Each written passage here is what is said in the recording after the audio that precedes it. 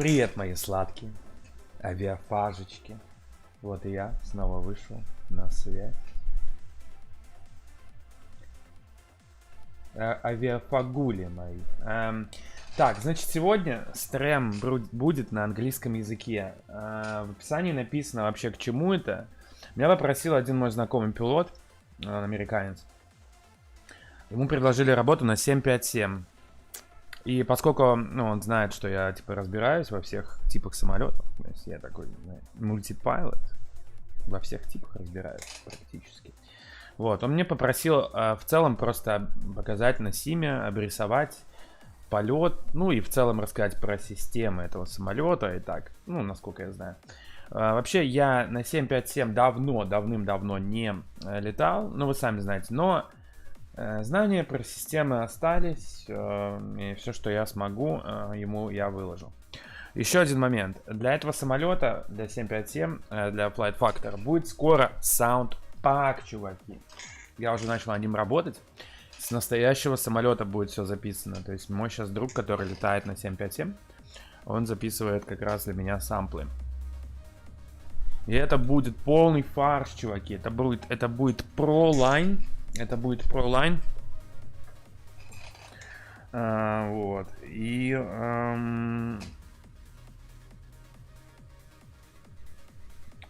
вот. Это будет ProLine и... звуки будут бомбезные. Бомбезные. Вот. Поэтому сейчас я уже буду переходить на английский язык, так как этот человек потом посмотрит видео, он скажет, what the fuck, что он говорит, вообще ничего не понимает. Поэтому, да, для тех, кто не выучил английский язык, соряндер, чуваки, вам придется сегодня потерпеть мову, ангельскую мову. Вот, поэтому не удивляйтесь, если вы включите стрим, а я там на английском расшариваю. Значит, план будет сегодня такой.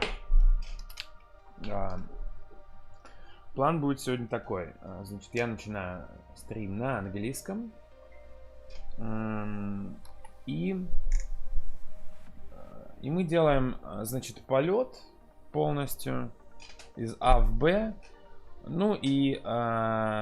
Я рассказываю, в принципе, в полете про все системы, про CDU и так далее. Слушайте, мне кажется, какой-то фов у него обоссанный, да, это?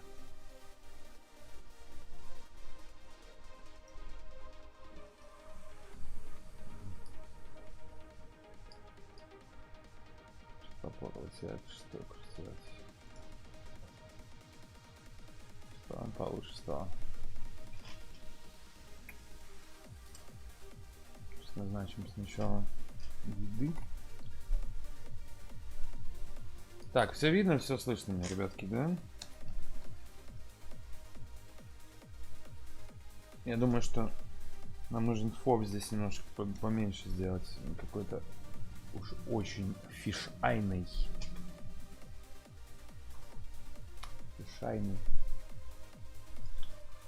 Just getting ready right now. And I'll speak English as far as later.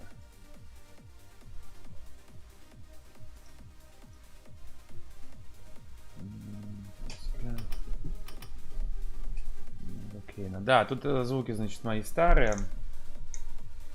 Сами понимаете.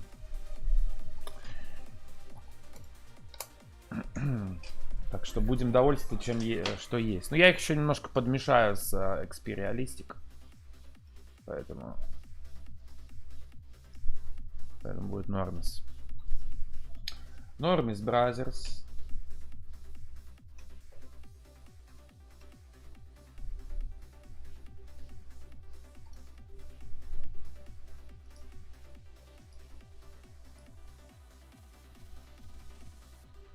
Okay.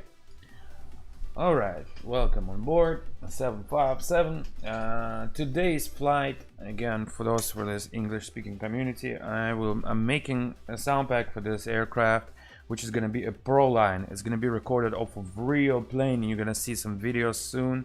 with the help of my friend, I fly 757, 767. Both of these products for all engines will be out. At what time, I cannot tell, but currently we're recording samples and working on the sound pack as well.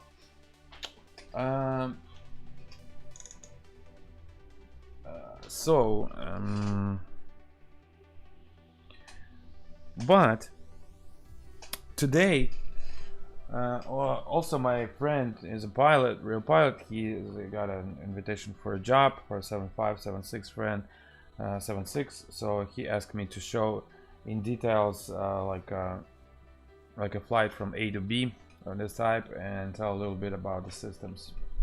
So today we'll make a flight from like Chicago, or here where we're located right now, to, I don't know, we'll see, maybe Atlanta or something like that, like an hour and a half flight. And we're at this moment in brief where I'll tell all the systems, how to operate a single flight and what this aircraft is capable of, how to run CDU, and tell a little bit about the systems, just a little bit on in brief, because I happen not to fly this aircraft a lot, but since I've flown it before, I know what's what, and to my knowledge, to my best knowledge, I can explain to him how everything works here. Okay, so alright, so we are located at O'Hare, Chicago O'Hare, with this model. It's a Flight Factor 7.5 with the Rolls-Royce engines. Let me check 1 second here.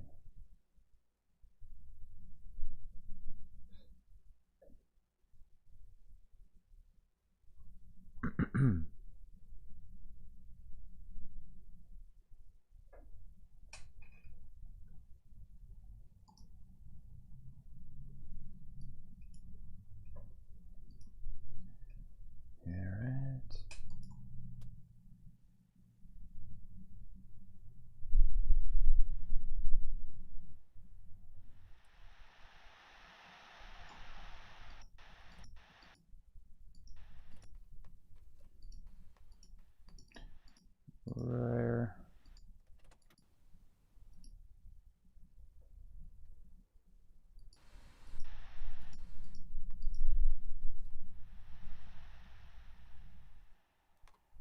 Okay.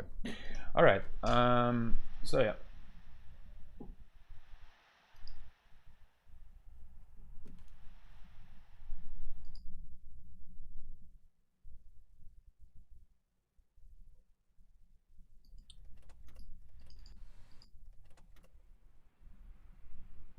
I'll keep this one. Perhaps. All right. Okay, so let's first power on the aircraft. Get some ground power unit. Call the ground power for this aircraft, and then we'll turn it on, and then we'll go from there. It's currently cold in dark.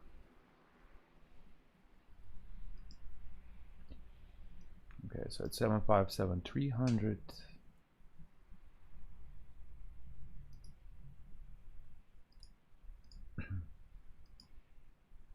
All right, so let's get the chocks in and the GPU.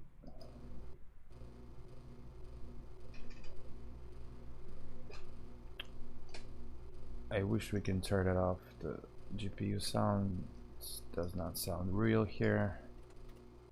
I don't know why Flight Factor did this.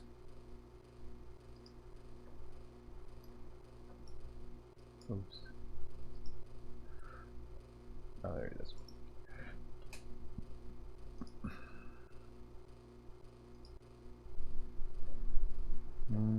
Airport volume off.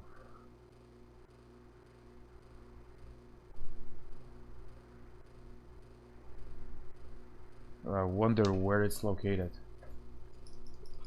What is it tied to?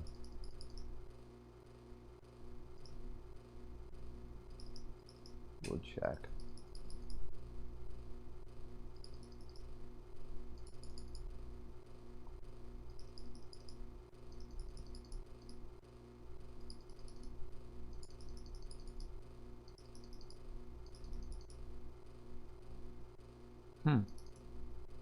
They tied it to something, but it's unrealistically the way it sounds. But anyways, we will make it equipment maybe. All right.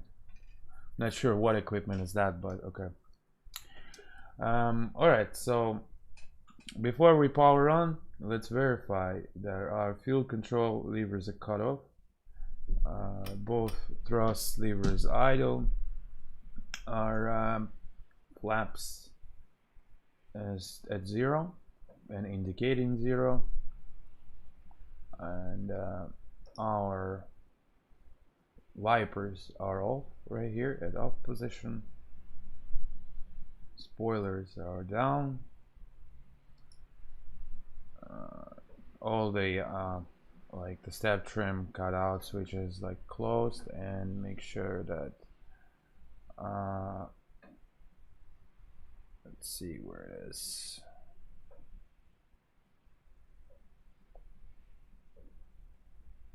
It's right here.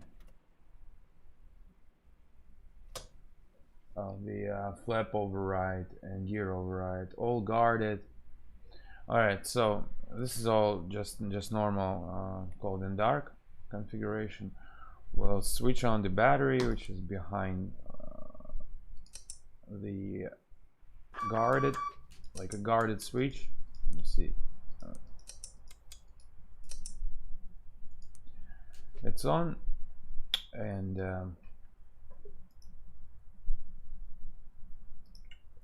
so that way we turn on the batteries.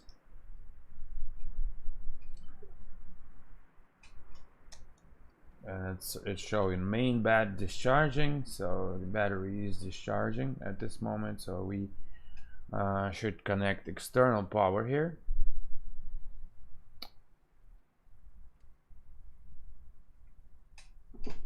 Let's see where it was, just here.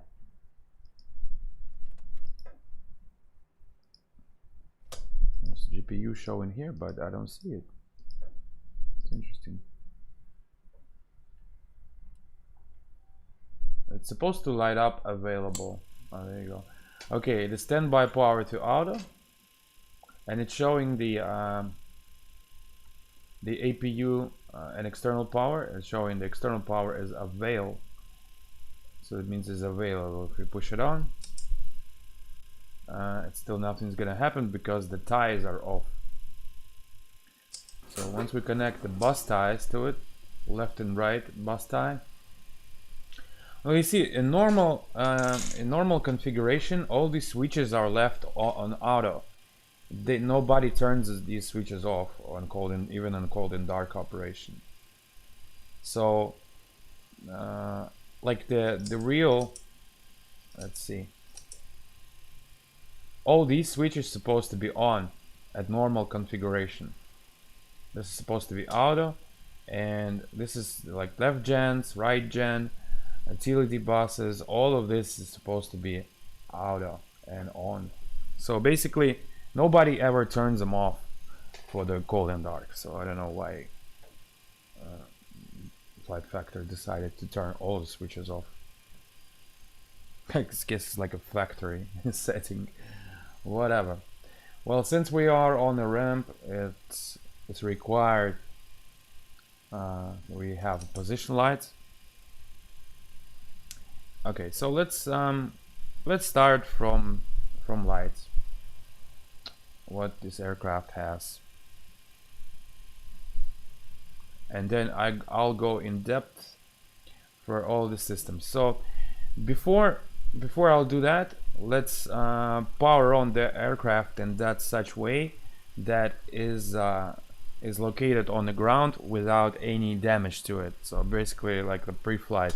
So we have the recirculation fans working, so the you know, the avionics get cooled and everything. So I'll go ahead and set an aircraft for like the standing position, like a turnaround position, or pretty much at the position which the aircraft is found by pilots usually when you know, ground people arrive and they leave the aircraft in such way, so it's powered up for the pilots. All right, so basically how you find it is that your bus tires are all auto, left and right generators are on. Okay, let's see what else is here.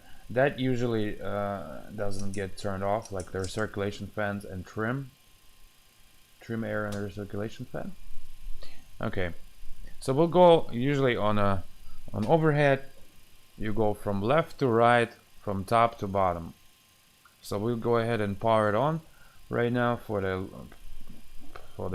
standing on the ground. So when you go inside the aircraft, it's gonna be basically like this. I wonder why there is no sound of air. So yeah, you come in, you turn on the battery, close the cap, stand by to auto, and put on external power. I wonder why there is no.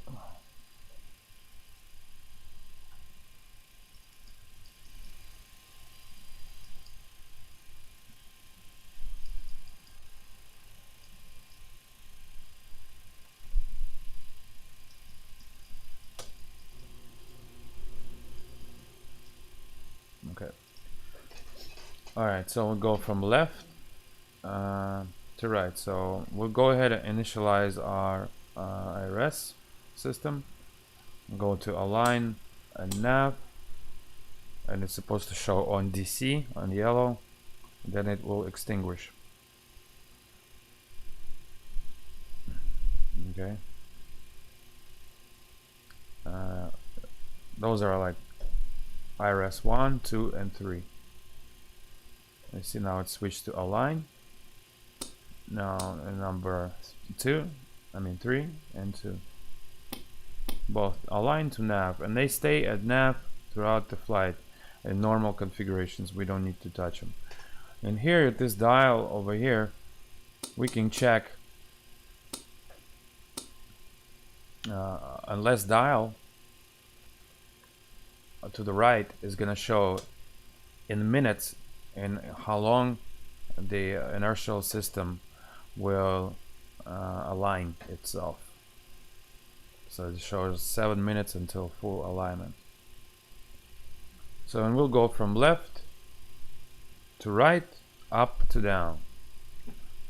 So that's the IRS panel pretty much stays like that. You don't need to do anything else with it.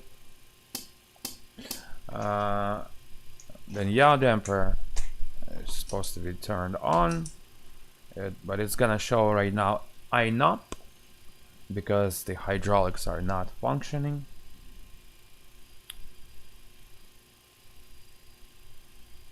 These are supposed to be at norm and guarded. You see, but nobody ever touches those. This is like full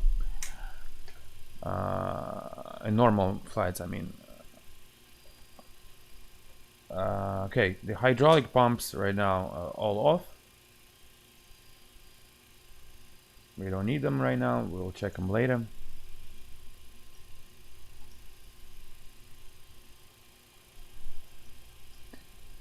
I wonder there's no circulation fan. Okay, so now later go into electrical panel, standby power to auto, battery on, ties are all auto, and we are on external power currently. It's showing no flags, only fault flags should be on right and left generator, the engine driven generators, because they're obviously because they're not running. Okay, and no, never push those. This will disconnect your generator drive disk, and it can only be connected on the ground by personal maintenance. That's the APU switch. We don't need it right now. The lights I'll go over a little bit later. We should arm the emergency lights.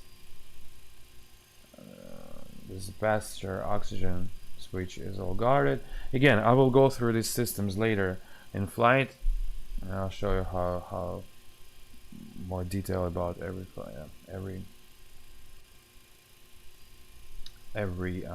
switch. The limiters is supposed to be in norm position, which is pushed.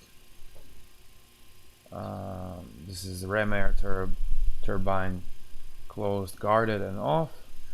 The engine start is supposed to be either on 1 or 2, and those are cycled every flight.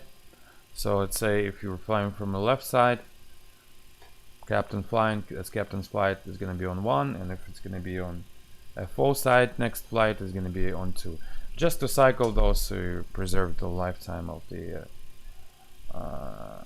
ignition. And the starters are in off position. All fuel pumps are off because we're still gonna fill it up with fuel and such. Your fuel quantity is showing in pounds and temperature of fuel, and total 34.5. But we're gonna fill it up with people and fuel a little bit later. The wipers are off. The window heat. Usually at summertime you don't put those on until like the cockpit preparation, when you're ready to pretty much to start. In the wintertime, in wintertime they're all on as soon as you are on board. So right now they can stay off. No smoking is always on in this, and seatbelts off because we haven't started boarding yet. The landing elevation currently will set the elevation of the airport we are in right now. It's Chicago. And selector for pressure system is going to be on auto 1. It's normal. And we should check here sometimes if it's the first flight of the day, we can check for operation of the valve, outflow valve. And you see it's closing in here in the window. Opening, I mean. Oh, the valve's supposed to be actually open. Alright, it's gonna do it. Equipment cooling.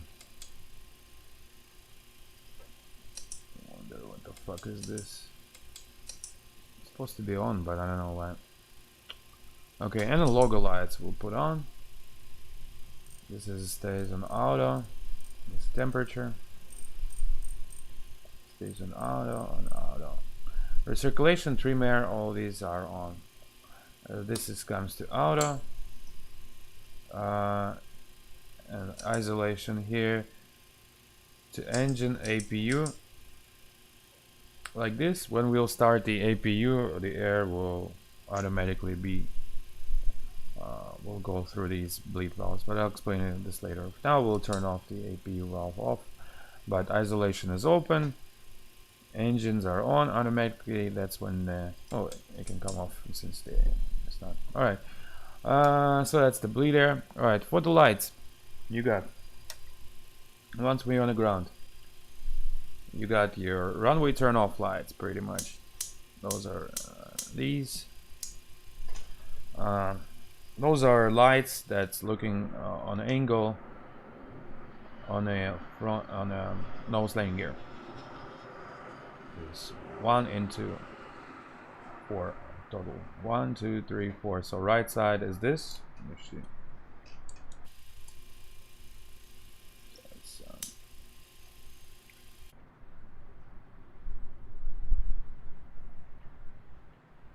Well, there's taxi lights on. Hold on a sec.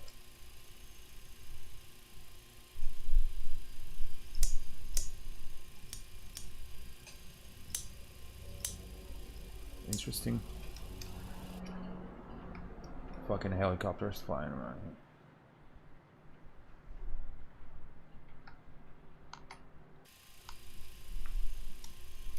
here. Alright, this is not supposed to be like this. The runway turn off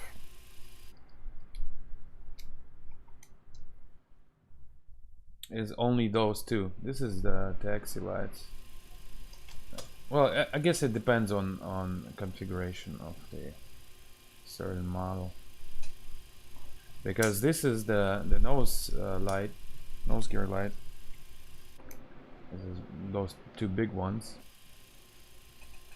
The wing landing lights, which are those on the wings. And so we're kind of checking them out right now. The logo lights, which is a logo light, is self-explanatory. Position lights is you know, just like a nav lights, pretty much. This is a position lights, it's a nav lights. The red, it's beacon, and white is a strobe. And then there's another. So if we turn on red, is a beacon. Down below here. White is strobe lights.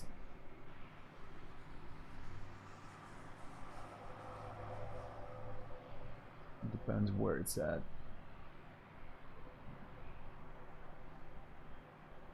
Strobe lights, depending on installation of the company. And the wing lights is the lights that are located here near this window. It's basically they light up the wing. Some companies are required to use it at takeoff and climb up till 10,000 feet, just for better visibility, and they're also for ice detection and other purposes. Alright, so for now, for where we stand, we'll leave them all off except the nav, position lights, and logo lights. Logo lights says because it's getting dark already, so I wonder why you can't hear their circulation fan sound. In this aircraft, you can quite hear it. Oh well.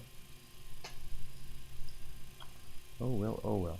Alright, so in this case, this is the position for preliminary cockpit preparation. So what we do first when we get in the plane, we're supposed to check the leave the overhead in a position so that aircraft is ready for boarding. So it's ready for boarding, and all main systems are working pretty much. The main system, as I mean, for standing on the ground, such as air cooling for the avionics, all the proper setup of the electrical panel,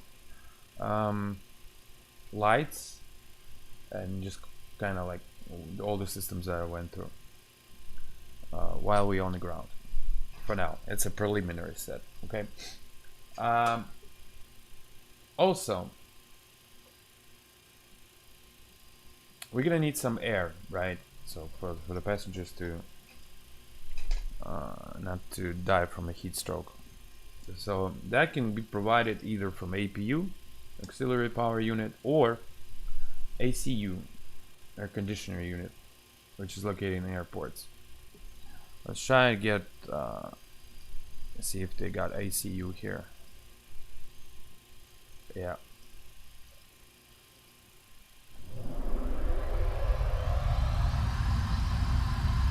You see? So now we connected the external source of air.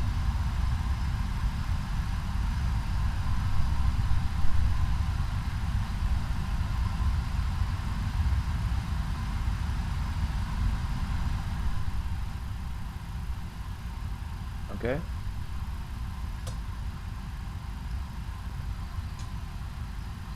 And it's cooling the cabin and the cockpit. One more thing, how to open the door. It's supposed to, this is the door opener here, flight deck door. So you push it, unlock, lock, fail. This button, this test, is just a test of the lights. You press it and you can see all the lights illuminated. And just make sure all the lights are working, such as so you don't later find out that something is not working and it just happens to be a light bulb. Let's make sure all these lights are working throughout all the cockpit. Alright. It says lock fail. Interesting. No, it's not. Okay. So the aircraft is being cooled by outside. There. We'll open this door here.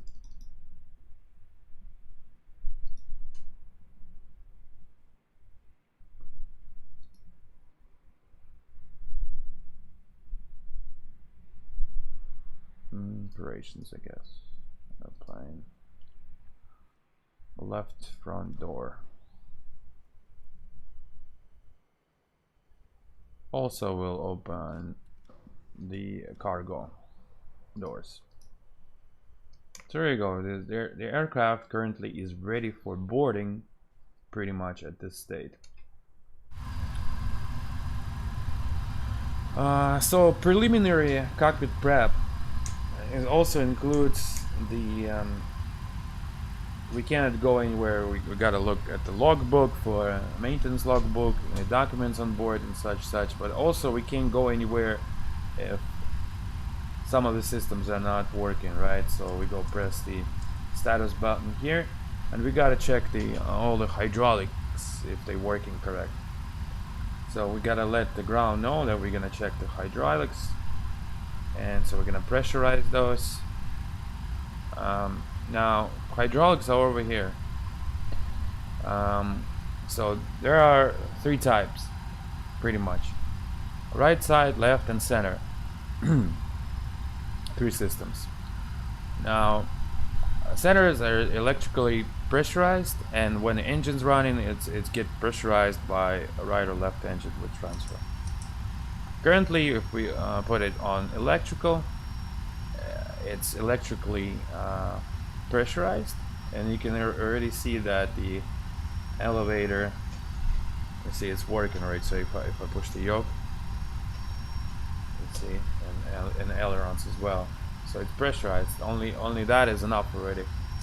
You can pressurize all and check. The pressure signs should be extinguished when you pressurize the electrical, except the electrical 2 system here. So you currently see that 1, 2, 3 hydraulic pressure. They were pressurizing, and the hydraulic quantity is in a normal condition. If the hydraulic quantity is in less than normal condition, as is by the papers, it's going to illuminate amber here. Now it's in white, so it's currently normal. Pretty much.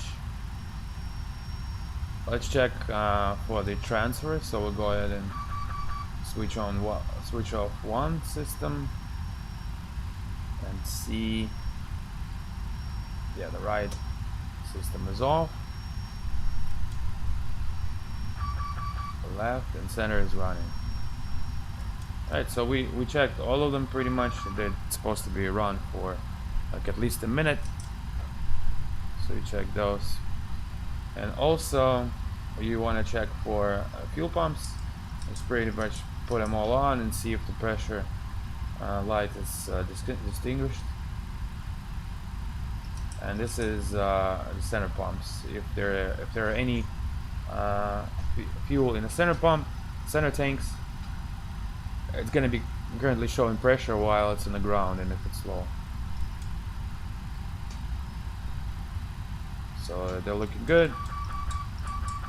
This is the master caution lights, letting you know that something is turned off, right? So, but in this condition, they're all fine for operation. Since we're on the ground with ACU. Also, one more thing we want to check is the engine oil quantity, which is the next page. There's 2 pages here, this one and that one. So oil quantity 17 quarts and each.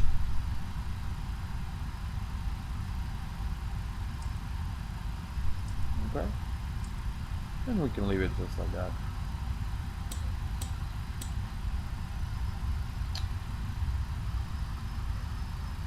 So here it is again. This is from cold and dark up to a normal pre-boarding state. Just the way it is right now, nothing else. So let's get ourselves a flight plan. We'll get that ready, and as soon as we get that, we'll do a pre-flight cockpit preparation.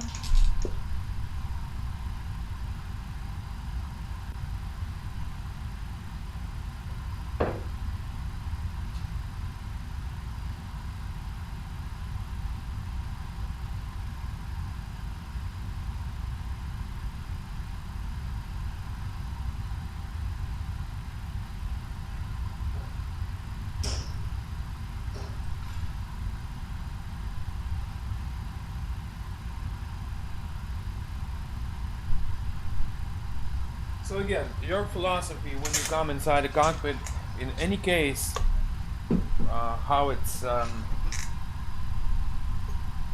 in any way how it's configured. Let's say if it's cold and dark or it's already running on GPU, like the ground people configure it for you. You're supposed to do a preliminary cockpit prep, which includes your all panels are set for normal boarding. And all crucial systems are checked. So it's supposed to be on your mind first.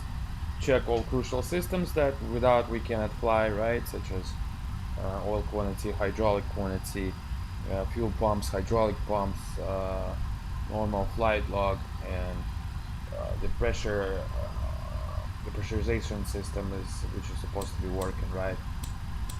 So it's giving you no flex, it's fine. And then later, let's grab hi, hello. Let's grab a flight plan.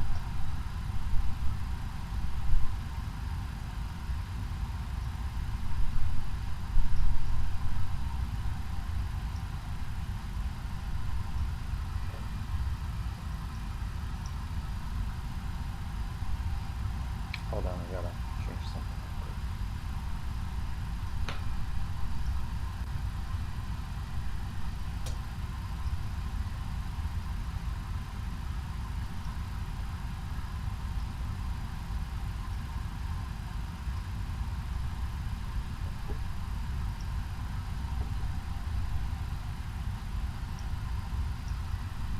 Okay. All right. So we'll get the OFP.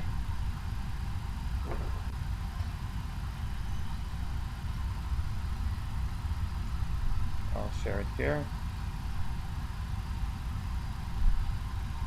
So our airline is American Airlines, Flight 11.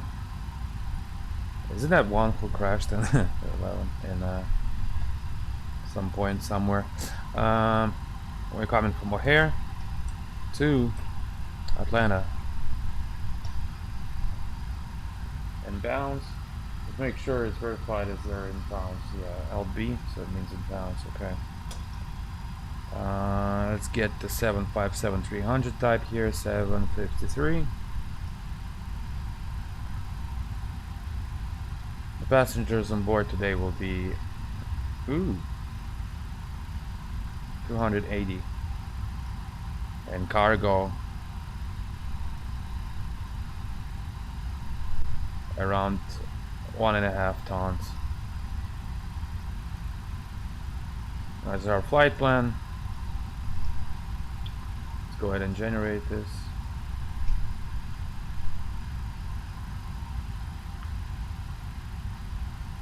Alright, so here's our flight plan. So let's take care first of the fuel. It's showing us the block fuel. It's 29,200 pounds. So let's get that ready.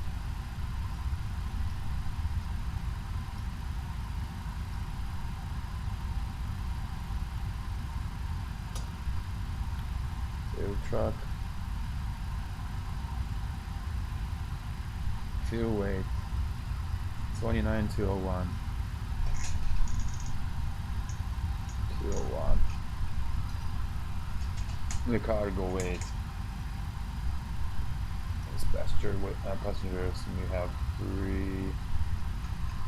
280 souls on board. What is it supposed to say here somewhere? Packs 280, yep. 280. Oh, okay. So it's configuration of the certain configuration only allows 226. Okay, well, never mind. All we need to do is bring up to the current zero fuel weight. I was just showing is 208.6. So we're supposed to read zero fuel weight. Here is 208.6.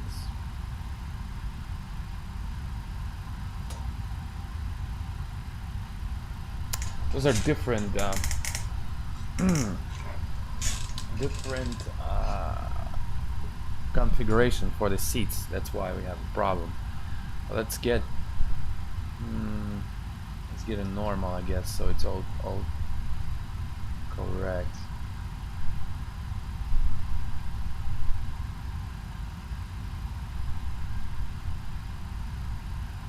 Yeah, let's make another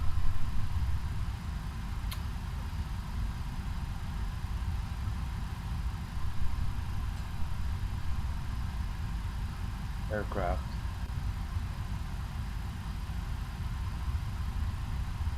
My fleet. We'll get a new airframe. 757-300.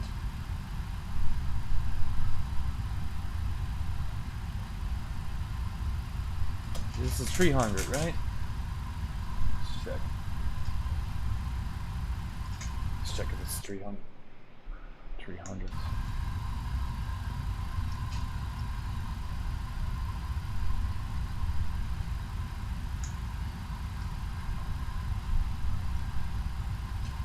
Yeah, so I see in the CDU right here it's showing you the model 757-300 and RB211 engines, so Rolls-Royce. Okay.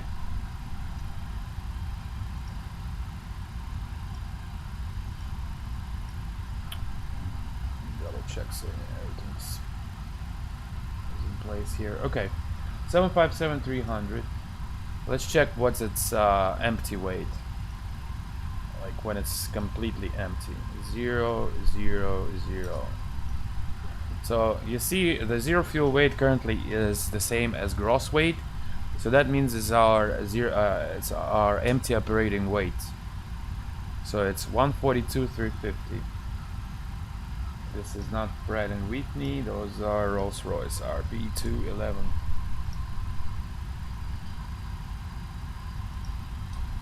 RB211 757. Weight category minimum. Performance code is D. Okay, those are equipment on board. The max passengers here is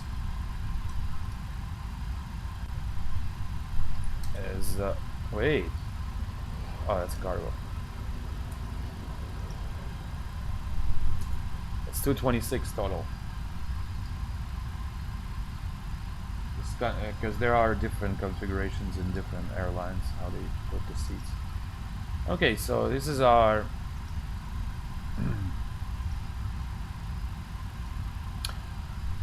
empty weight 142,350. 142,350. The max zero fuel weight is correct. The maximum takeoff weight is correct, and max landing weight is correct. Fuel capacity at the most.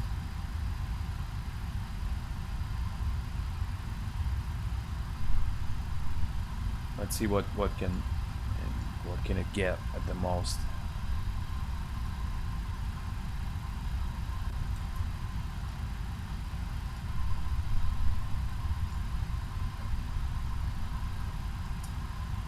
So it currently can carry up to 40 tons, so it's 80,000 pounds. Max fuel capacity. 80. Passenger weight, let's see how many it gets. That's for the one packs. 14, 142, 350, 560.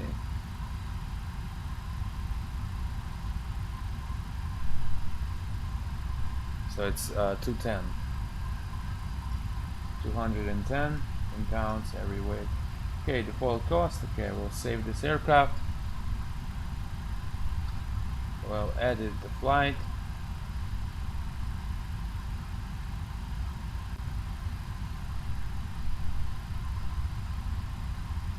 We'll choose our created aircraft.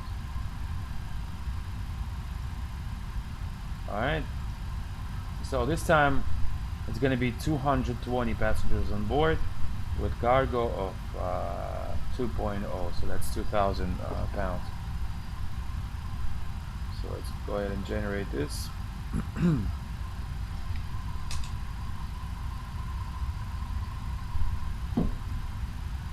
Alright, so now our block fuel is 27,336. 27,336. Bam. Passengers 220. Bam.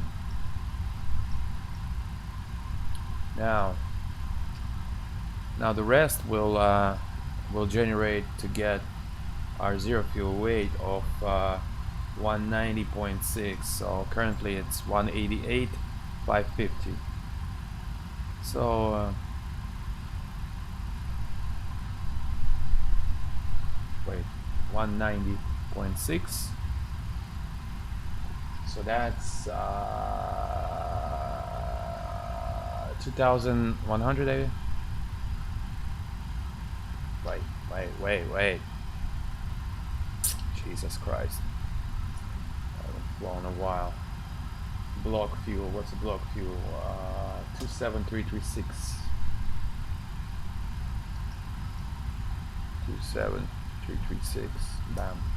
Alright, so currently our zero fuel weight is the same as our manifest. It says 190.6. It says 190.650. Okay.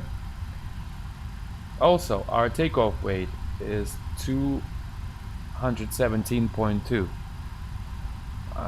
Notice this in gross weight it says 217.9. You know why? Because this takeoff weight is calculated without taxi fuel. So here in taxi fuel it says 700. Guess what? 217,986 minus 700 is 217.2, and that's our correct takeoff weight. So this is the way you can tell it's all correct. Alright, so let's go ahead and load. No passenger bus. Why would you need a passenger bus if you got a gate?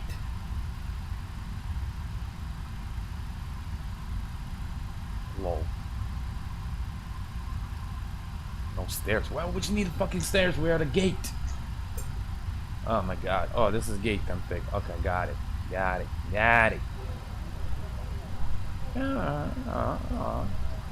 Right, they're boarding. Let's make them a little bit on the downside.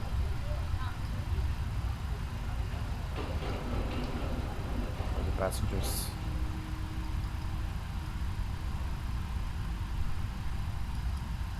Equipment usually don't pretty much hear. Okay. Alright, so here's our flight plan. Now, since we are in preliminary stage, is done. The next thing is to go ahead and fill up the CDU, and then we'll go a pre-flight preparation with all the stuff that is needs to be done, the rest of it. Okay. So let's go ahead and fill up the CDU. Now with the CDU, those are both CDUs here. First you go to, there's gonna be a much more to CDU probably that I can cover in this exact flight, but I'll try. to do as much as I can. The first initial page, ident page, you're supposed to check for your model, which is 757-300, your engine type, RB211, your nav data, which is current, it's not so current, but it's somewhat current, right? Model version, and all this stuff. So it's active for December 31, 2020. December 3, December 30. So it's not updated. Hopefully we don't need to get it updated, but usually it's supposed to check there and see if that is correct. So we'll go ahead and next page on the right with the right select keys and left select keys. They're pretty much if you see like the position in it, and right next to it is a button that activates the same row. So let's say you see the left row is positioned in it, so next to it, the right, this button, when you press it, you're gonna go to position in it page. And here it says your last position and reference airport, which is O'Hare. In the scratch pad you dial O'Hare, and then you transfer it to the same line. So to transfer it to this line, the reference airport, we just hit the corresponding select key to it. So we'll check the IRS page showing roughly the same data up to seconds. The FMC position does not show anything, and so reference airport, which is okay, for example, we'll put like Miami here, right? It's gonna show the reference to the airport, like the center of the airport. The last position shows on top. This is the most exact position. So if you would have had like the gate, I'm not sure if it's if it works in a sim like that, but also it could be up to the gate. So we are at H16, so we can do H16 here. You see, not in database, so that's why you don't need to do the gate. Alright, so you did the reference airport, and you see your last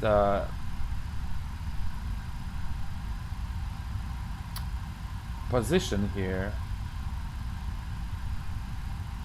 Let's check this position, 4158. So this is the most correct position here. So we'll go ahead and select this one in the scratch pad, insert, and boom, your primaries are all aligned. Since it was it took it 7 minutes to align, by the time we enter it in CDU, it can go online just in this case. This knob here is brightness if you need, but those are old CDUs. They're kind of, you can see, kind of old school. These planes are really old, you know, 757, 76. All right, so we have our flight, our OFP in front of us. We're gonna need it. The next page we're gonna go to is a route. Usually the company routes get thrown in by data links, but it's not made here in the sim, so we gotta enter it manually. Position it, route. All right, our airport of departure is O'Hare. Our airport of arrival, which is Atlanta, and here destination. Okay. Also, I'm gonna tell a little bit about lights, because it's gonna get darker soon, and this aircraft has a lot of light settings, many, for the panel brightness and all that stuff. There's a company route. Okay, runway is not needed. Right, so we'll go ahead and hit activate and light up the execute key, so we gotta press execute. So right now we should enter our flight plan. We go to departure arrival page, which is here. So those are pages: init, ref, route, climb, cruise, descent, direct intersection, legs, departure arrival, hold, prog, execute button, menu, fix, previous page and next page. Those are main pages here. So we go to departure arrival, check where we're gonna check the weather here currently in Chicago. And Chicago is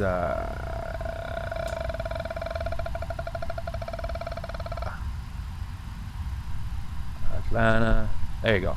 230 at Niner, 10 miles, view 023, scattered 036, scattered 110, 2623 to 9984. So let's go ahead and go together charts and figure out which runway we're gonna be taking off. Usually it's also will be in your OFP. So in OFP, well, it's west. Winds are from the west. Okay, so that's a west operation in airport. The west operation in airport, pretty much in Chicago here, is for departures is the is runway 22 left for departure, 28 right, and 27 center. They they already moved that freaking runway out of here. Okay, that's nice. We're located over here at H gates, so most favorable runway for takeoff in our position would be runway 28 right, which is the longest runway, and no intersection takeoff, so we're just gonna be going all the way to Yankee to 28 right. So we're gonna go in next page until we see 28 right. 28 right, execute. So O'Hare Airport doesn't have any SIDs. It's a vectored SID. It has O'Hare 6 departures, which is pretty much vectored SID. So there aren't any nav points here like RNF departures in O'Hare. So basically they will give you 5,000 initial and then clear you to one of these first initial fixes that right here. And you can see initial climb here is all aircraft except radar vectors first en route. Navigate, expect clearance to request altitude, flight level 10 minutes after departure, top altitude 5, and there's a little bit on info for cross distance 5.5, ARC, GCO, they're both 3,000. This is for slow climb aircraft. So but just to make sure, we can go to the fix page and put that in here, GCO, which is a VOR.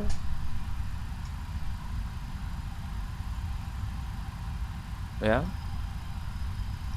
switch it in here and make an arc of 5.5.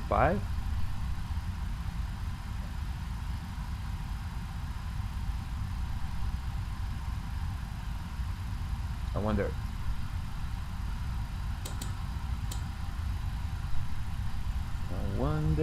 I wonder. So I can't make it that way, huh? Distance 5.5. Let's see. Meh.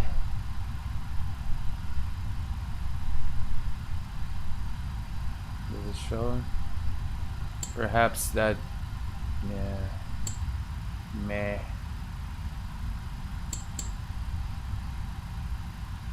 Yeah, I guess you on this type of city you can't make arcs. Anyways,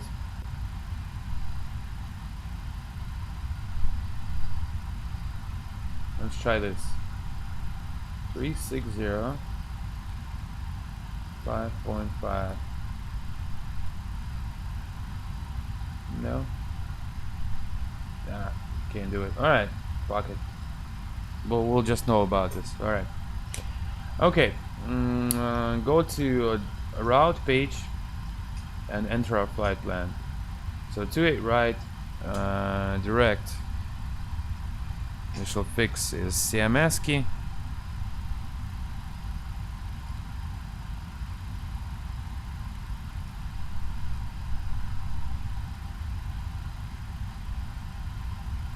CMS key. And we always hit to the right.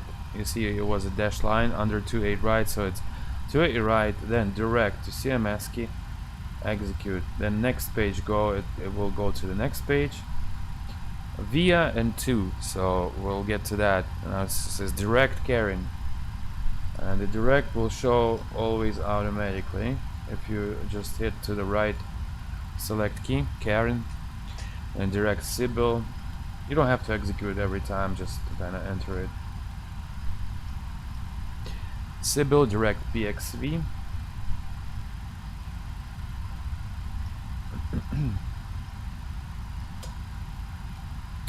Then direct BNA.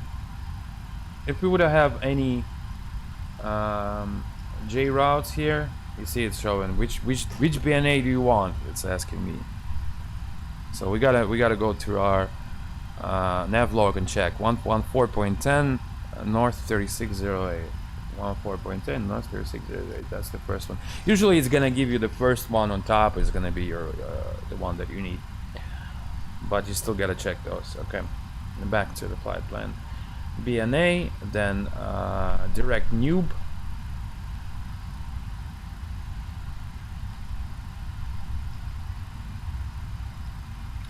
Execute this page already, and direct I have. You see we didn't happen to get any J routes here, otherwise I would show that you put like the J route, for example, here, you see, and then put it last fix here. But you see if the J routes are mismatching, that means it will show it to you. Noob, I have. I'm just hoping that this sim will not kick me out of the plane. Matthew Chopper 1. You see Matthew and Chopper 1, always the transition behind the arrival it's gonna show you on other page. There is no point of putting direct Matthew here. I'll explain later. Go to departure, index, O'Hare, departure, arrival, Atlanta, arrival, to the right. Okay, arrival, lowest one. Okay, choose Chopper 1, arrival, and you see that there's Matthew fix here, the same as here. So get that transition here, and it's showing 27 right for Atlanta. So we'll go ahead to the next page. 27 right, ILS. And there's a transition for the arrival approach. We don't need it right now. Execute. Execute. Execute. Bad. Bad, bad.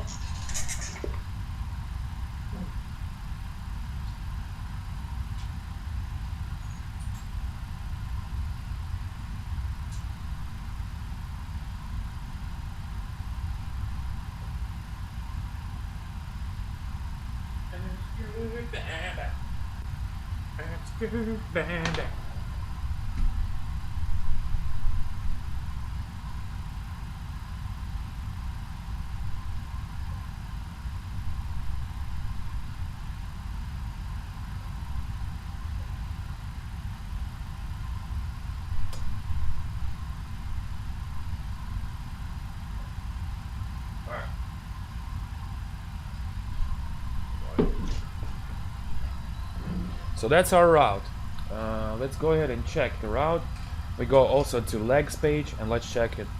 The legs page, the same as nav log, supposed to be. So we got a 28 right, CMS key, Karen, Sybil, PXV, which is Pocket City. Next page, BNA, noob. I have Matthew, and you see if we got a discontinuity.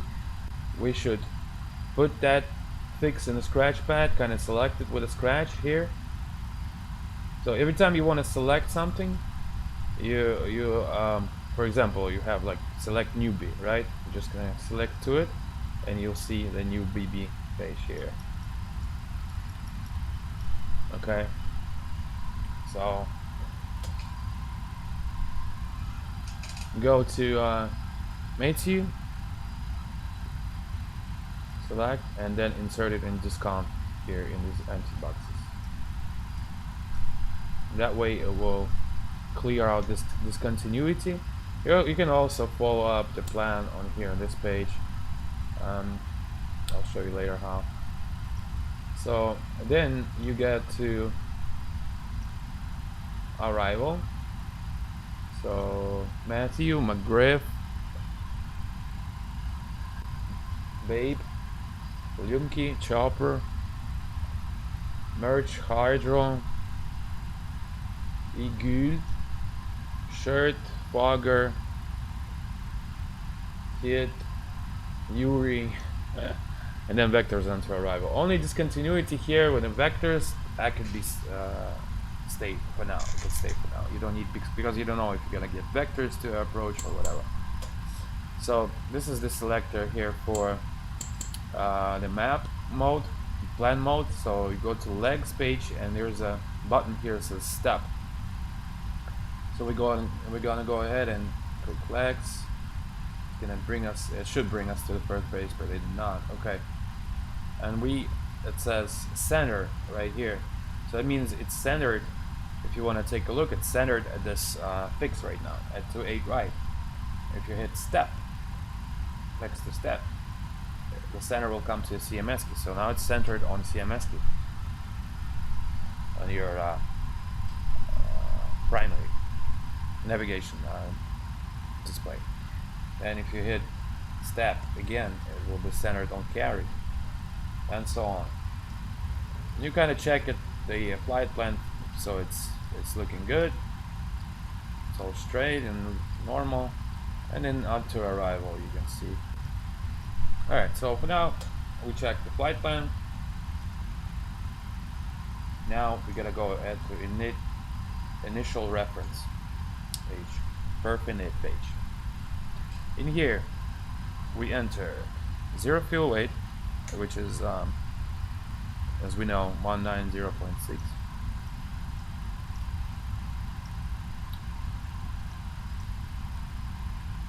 Alright, and it's sensing the quantity of fuel in our aircraft is 27.3, and also you double check right here, it's 27.3. So it's good. Reserves, go ahead to this page and check the reserves, which is fine res, which is 5.6, and the cost index for the company is 54. Again, I will explain what's cost index later. It's a different topic. I'll explain that later as we go. Cruise altitude are flight level 330. We got a cruise wind here. That's our winds in cruise. Pretty much average winds in cruise. It's 304 at 30 / 30. ISA deviation. Average ISA deviation is plus 15 Celsius. And it's showing average top of cruise outside air temperature is 35. Transition altitude, which is in the United States 18,000 everywhere. So there you go. This is a perf init page. Is done.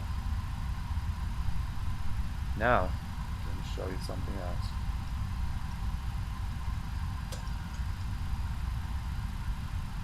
Alright, usually in modern aviation, all the performances for takeoff reference gets printed via dispatch.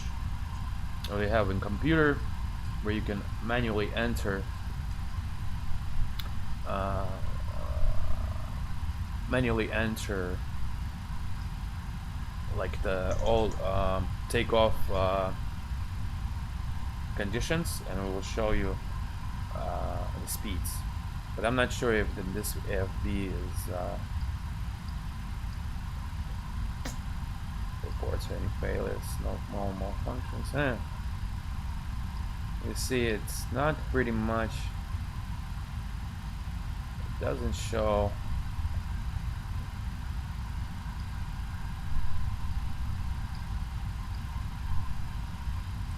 Does not have that page, I believe.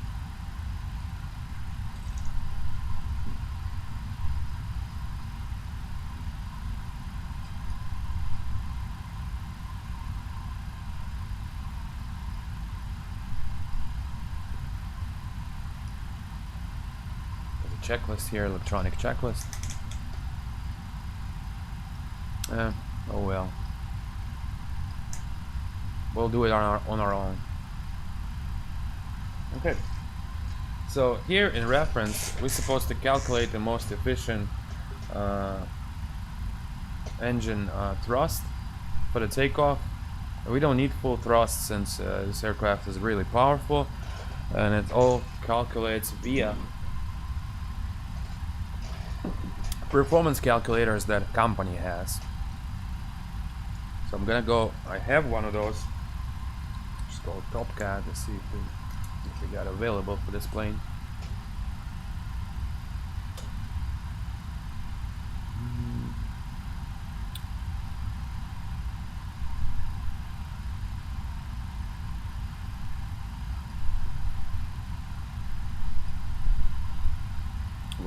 Okay, I gotta show it to this. So again, guys, it's gonna be a little bit.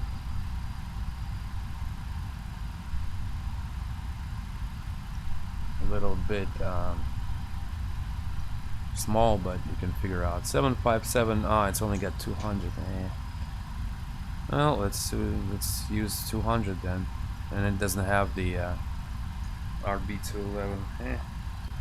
It's kind of useless, but alright, whatever.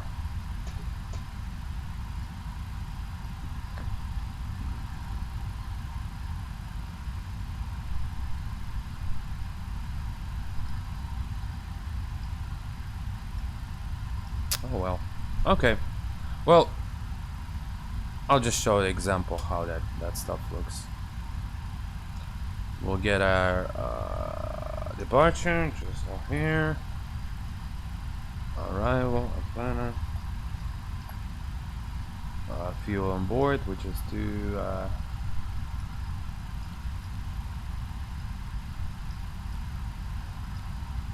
7.3.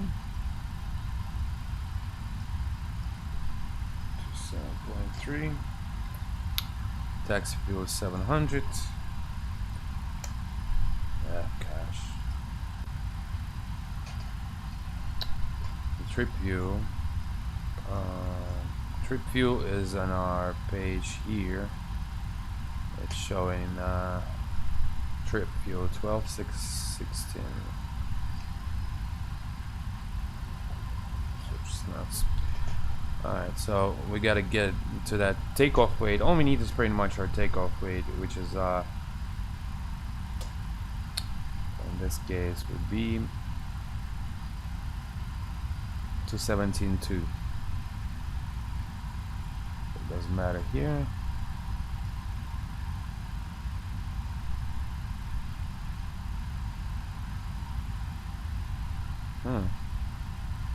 That's for, you see, it's for the freaking 757-300. Alright.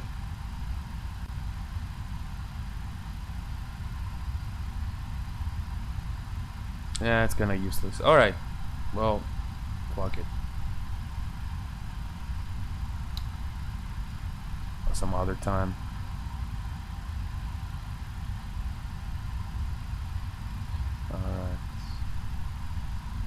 Okay. Alright, we'll get some other time the performance calculator, because there's no performance calculator for exact this type. It's strangely that they haven't included here.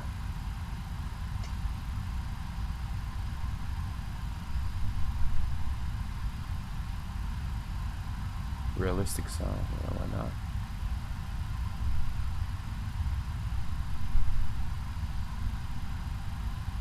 Okay.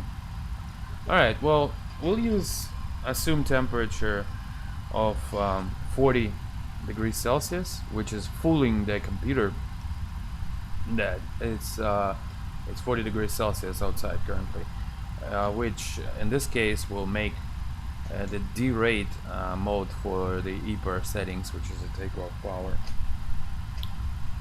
Okay. I don't understand how I'm supposed to get the speeds and shit if there is no calculator.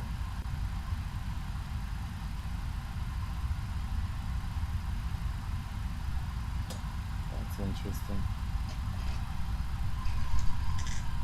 Does not show. That's some kind of old CDU.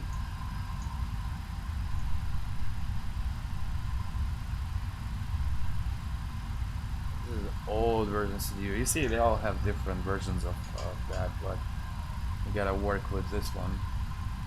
This is really old one. Let's see if they got a newer one here.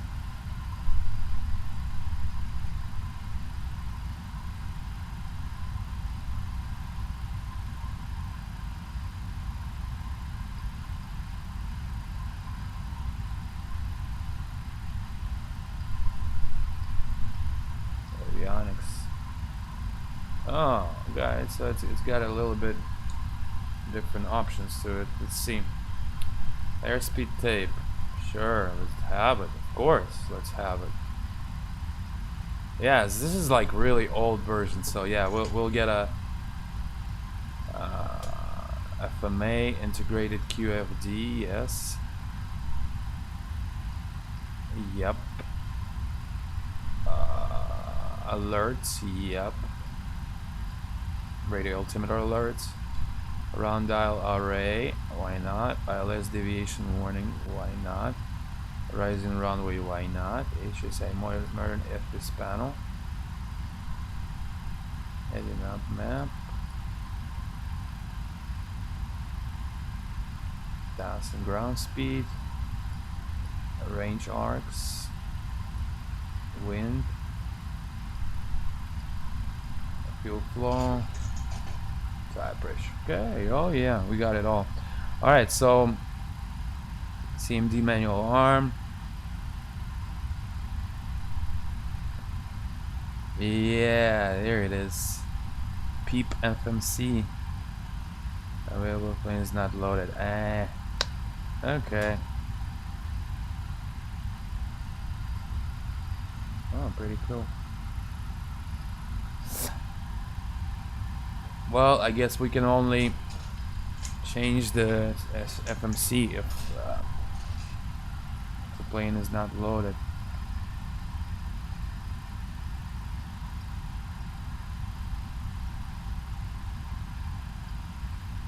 Okay, saved, alright.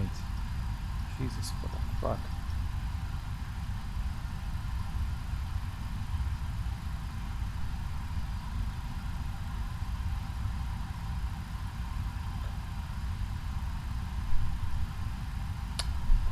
Again. Alright, well, let's work with the old CDU. And next time we'll use that one. But only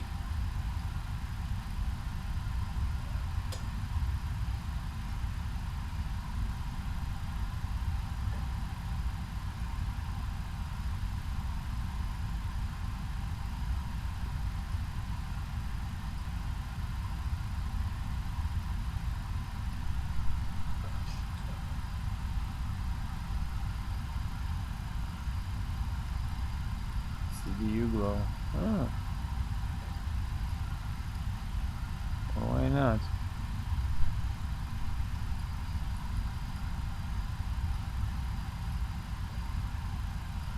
Dirt effects. AA level. Anti-aliasing. Okay. Alright.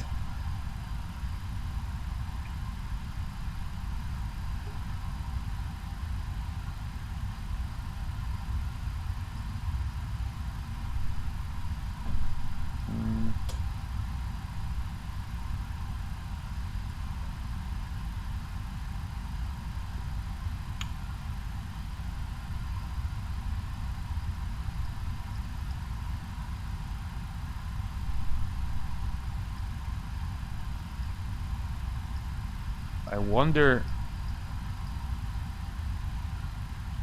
Optimize center gravity.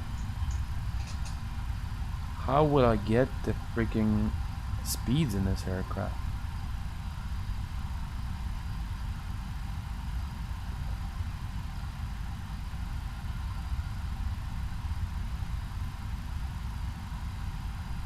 Man.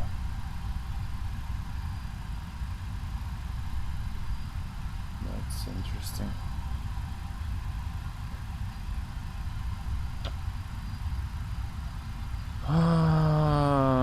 Okay, let's check.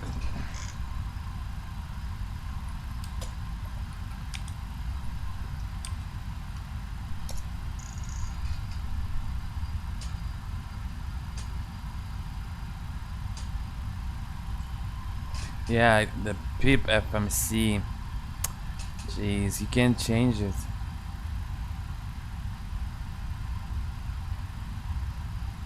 Yeah, because back in the old days, okay, I'll explain. Back in the old days, all the speeds, well, right now they are they are still present in FCOM, like the flight documents for the plane, but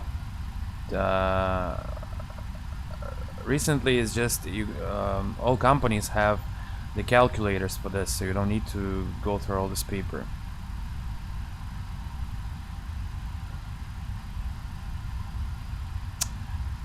No packs, no fuel. Okay. Alright, we got a temporary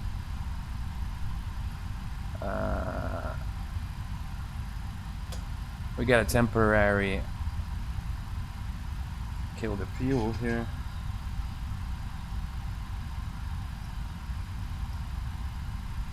And then try to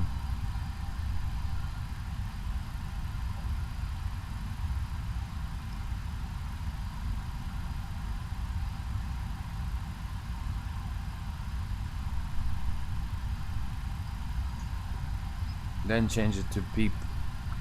Change of region available when this plane is not loaded. Okay. Yeah.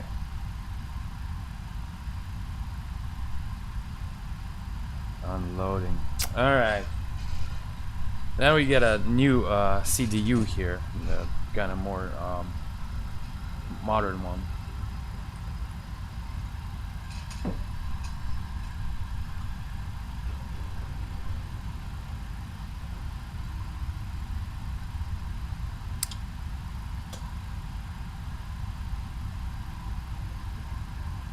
Okay. Well, once that's gonna get done, we'll continue. So at this moment, we already let's start up the APU. So hit on and start.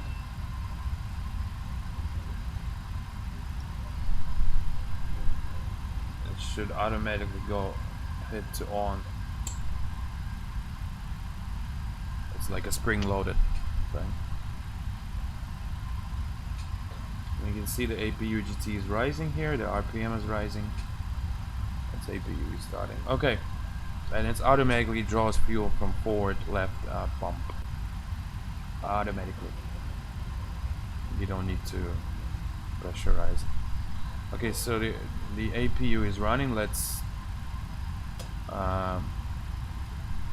disconnect the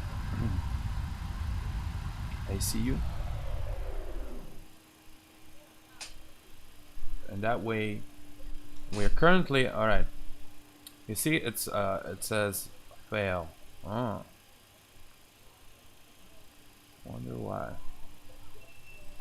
We can connect it to APU. Alright, so here's a little thing about electrical panel. It's currently on external power because it supersedes the APU. If we switch it off, it will switch to APU generator. But for the sake of not using APU to the max, resource will select external power on ground and deselect APU gen. So currently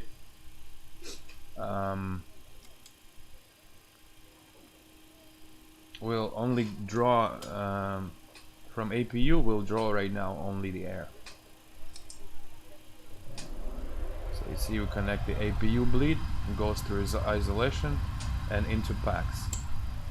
You can manually select one pack off, for example, like left pack, and then leave one pack on so it does not draw a lot. Alright, get a little bit colder.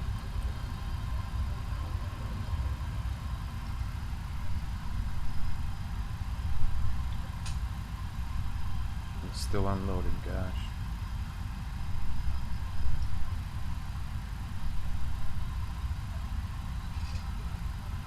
So the reason why I connected the IPU is we're gonna start moving in 10 minutes. So we're getting ready for the aircraft to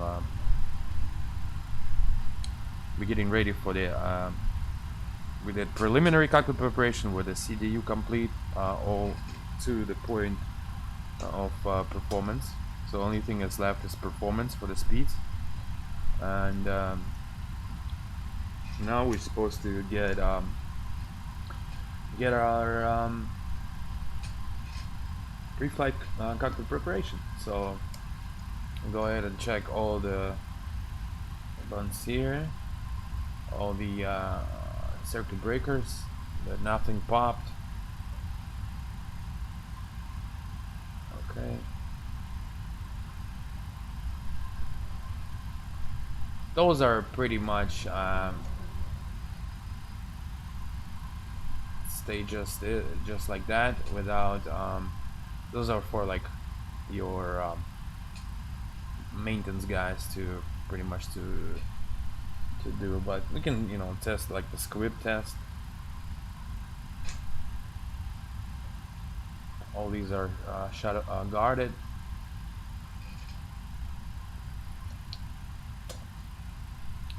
So then we go check all the equipment is on board. We test the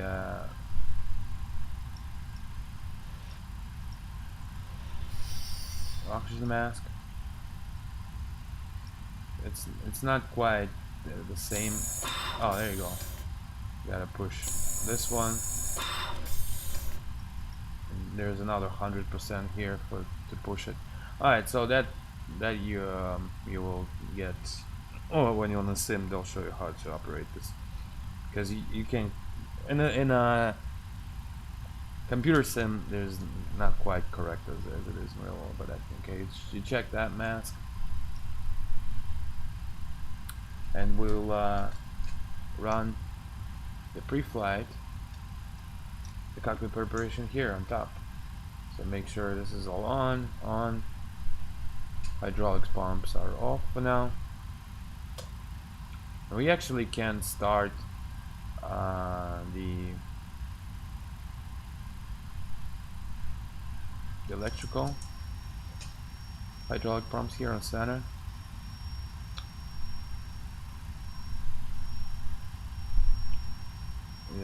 Electrical panel set, APU is running. Go ahead and switch all the fuel pumps on. Left aft, left forward, right aft, right forward. Cross speed are off for now, and center pumps are off for now too. Okay. Go ahead and turn on the window heat.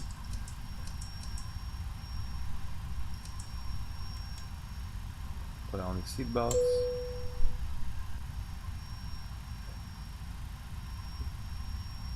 All this is in correct stage. Currently, let's get 2 of the packs working. And dual bleed here. Okay.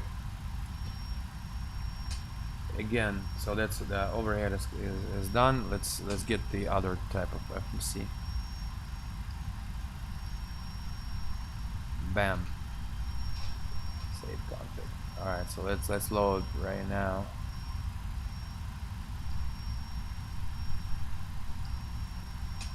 All right, so it's 220. We might need to re-enter some of the data.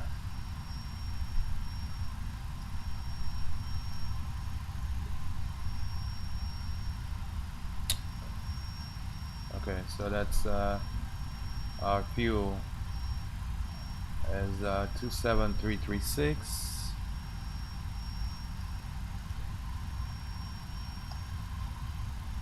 And that was 2100.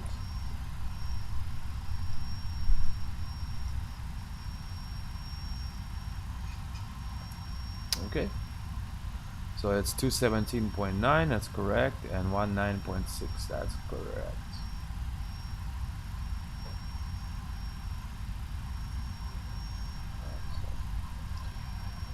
Let's go back to our CDU and a couple fixes here. So we'll go to initial data. You see it's showing nav data is out of it's old nav data, but it's still working for today's fight. Okay, so here's our perf init page, and we're back to our takeoff page. Just make sure all is here. So we'll here with flaps we can choose either flap 1 for takeoff, or 5, or 15. Those are 3 different types, but usually it's working with flaps 5, usual takeoff. Here's our thrust derate, which is we're fooling the aircraft that is 40 degrees Celsius. All the numbers, which number to fool for the derated thrust, it's in your company's performance calculator. But since we don't have it, we'll use just like a common common degrees. Okay. CG.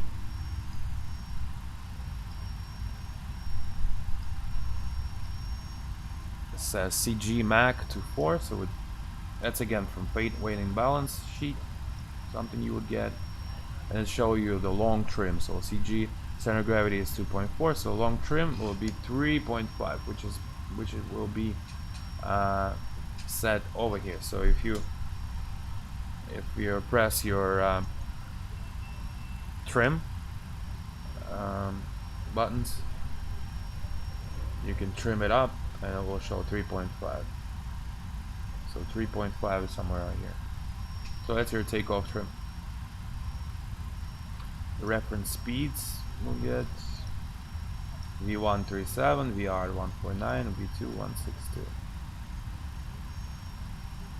There probably will change because of the aircraft is still loading, so we'll wait for that, and as well as the Mac.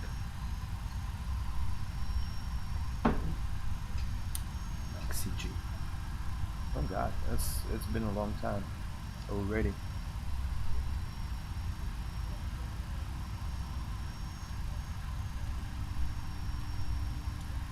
So right CDU stays on legs page for takeoff, and left CDU stays on takeoff reference page, and then in the end it should read complete here. Well, it's loading. Let's go ahead. So we've fixed already the overhead as we need. Indirect lights. This is just the lights of like the white letters here on the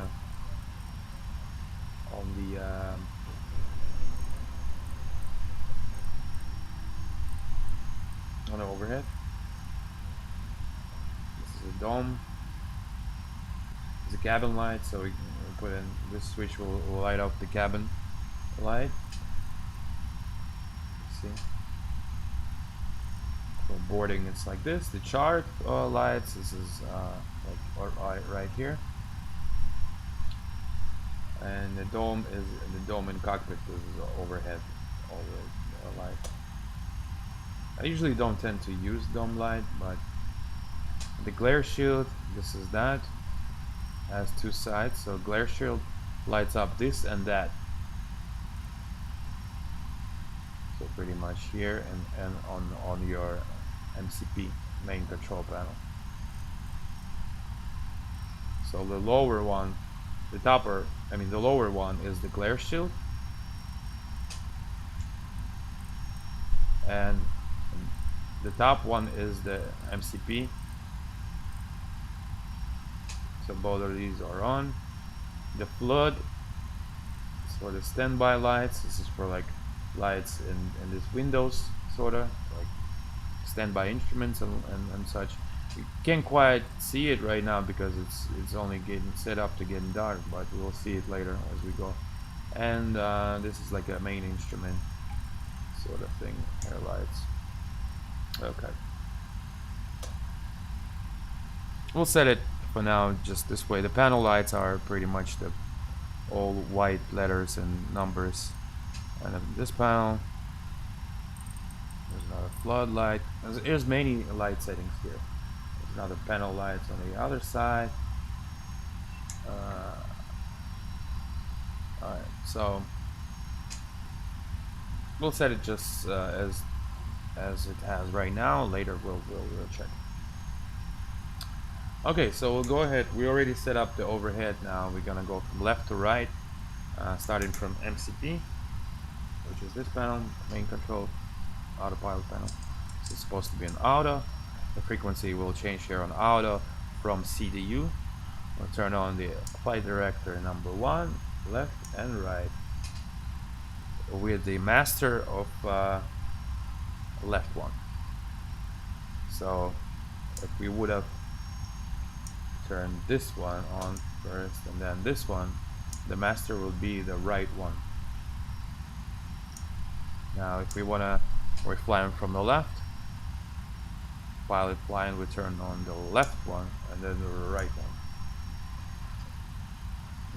Auto thrust arm we don't need at this point. Reference for the speeds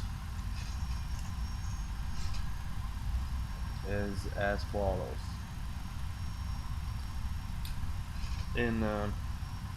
So now it's to trim 4.2. okay, so 4.2 will change to 4.2 because the weight changed a little bit. So only speed we need for MCP is 169. It's our V2 speed. 169 will dial in here. 169. Our initial heading for the takeoff.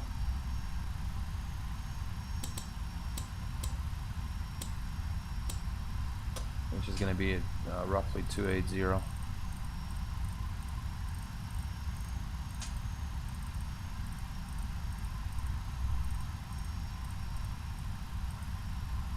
And initial 5,000 feet.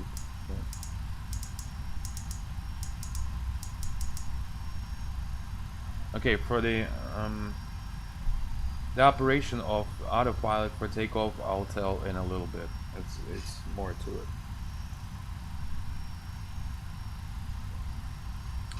So the speeds are all going to be on the tape here on the left side, and there are on kind of like a standard speed indicator. There are like such as bugs here. You can manually set those bugs in here, but since we got the speed tape on our primary display on our PFD, all we need is this pretty much. So we're gonna get our speeds all reading from here. Currently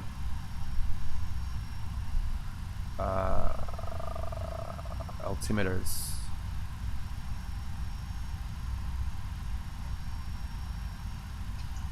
So we set in from left to right, up to down.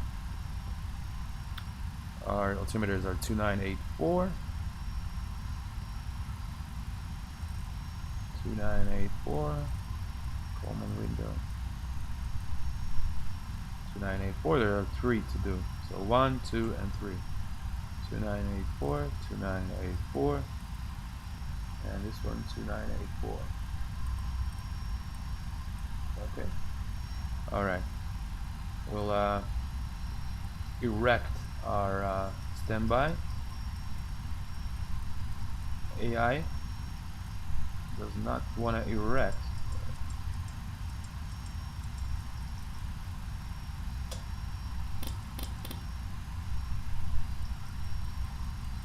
Oh, maybe it's not time yet. So check out this, make sure our clock is set correctly. All the chronos are reset. There's a chrono. Make sure it's reset and read zeros. The dates are correct. All instruments are looking good. It's showing track 093, right side track 093. And on the compass as well, 093. Here is all extinguished. We're gonna check the auto land here. It's gonna show no auto land currently for this configuration. It's correct. We're gonna do the recall button, recall 1 and 2. And check the pages. 1 and 2.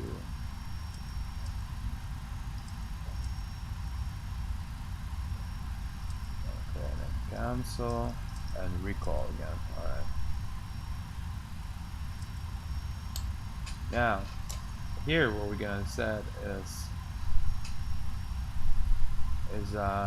Toga. We're gonna hit that Toga switch, bam. It's gonna read TO. Oh, well, no, I think I did it not correctly. Yeah, since I've already set the pre-select temperature, I derated. It's gonna be DTO, and it says DTO. Make sure that this is correct. So DTO is set automatically by CDU, and it's showing DTO 165 EPR. EPR.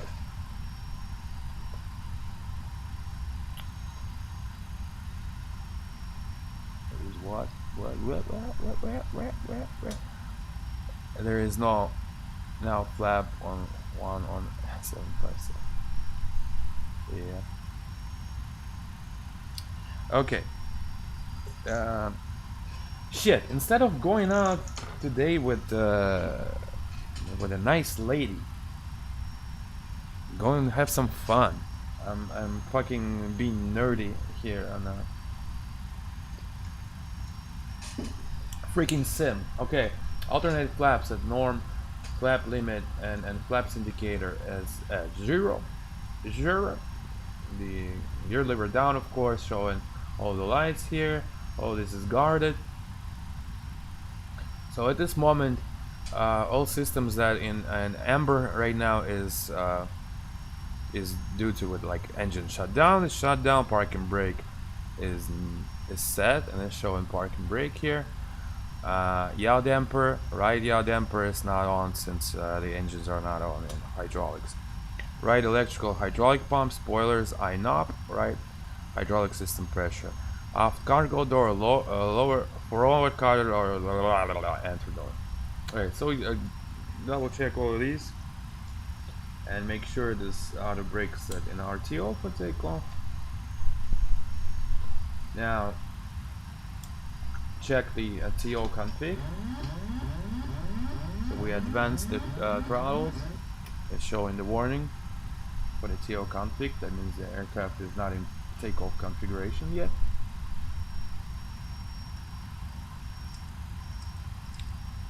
Put on the traffic. So for the traffic, we'll select here, and later we'll select this panel a little bit later.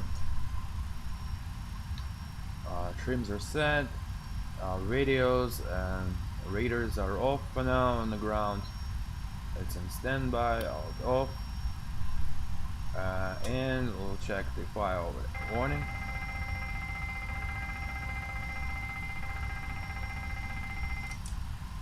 Okay.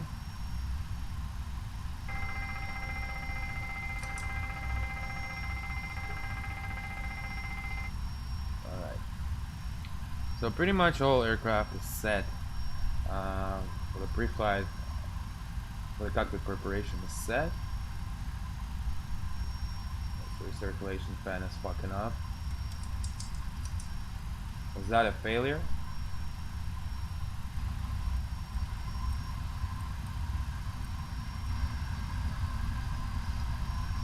That's a failure for a recirc. What's up with that? I don't need no failures on this flight.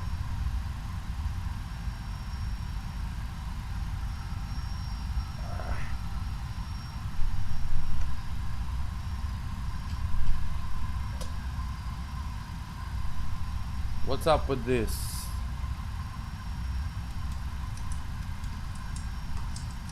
What's up with your circulation fan?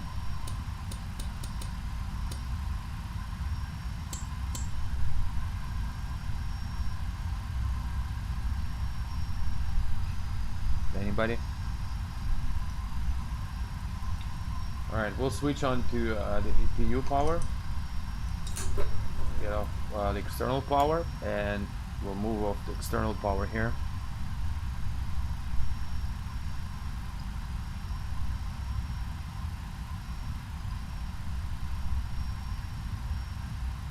Let's close up the doors.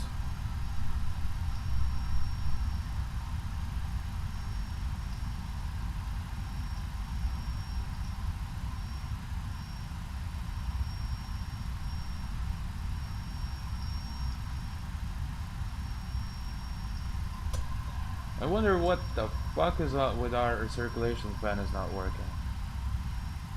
And utility bus is fucking up. What?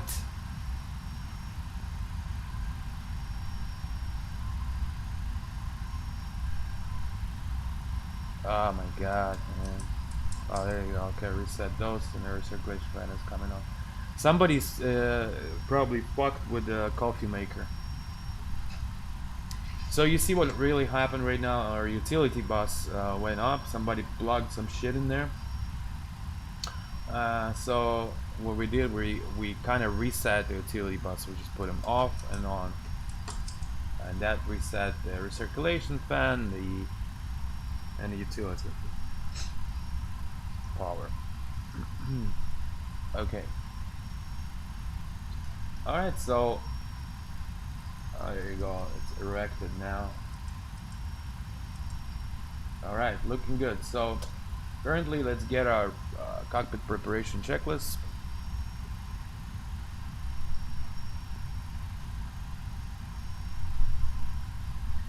So okay, pre-flight oxygen tested 100%. Pressurization mode selector auto.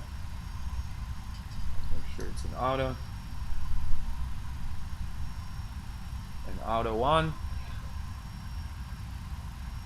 Flight instruments tested.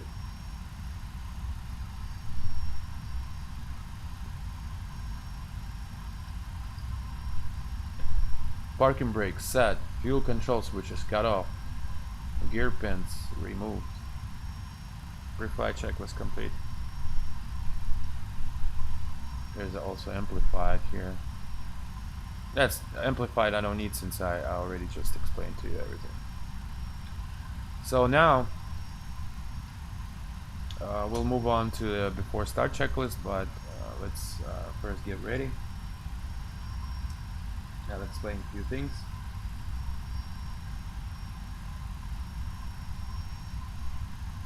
Let's close up the door and lock it. Autumn, cabin, and dim. We'll put on the red collision lights before we start moving. The seat belts are on, and we are on APU power. Let's call the truck here.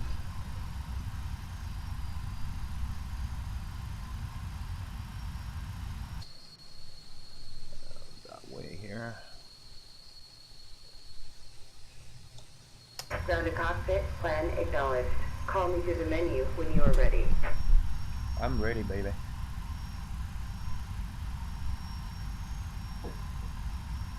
Ground to cockpit, tow is driving Alright, up. so while it's coming here, just for the before push checklist.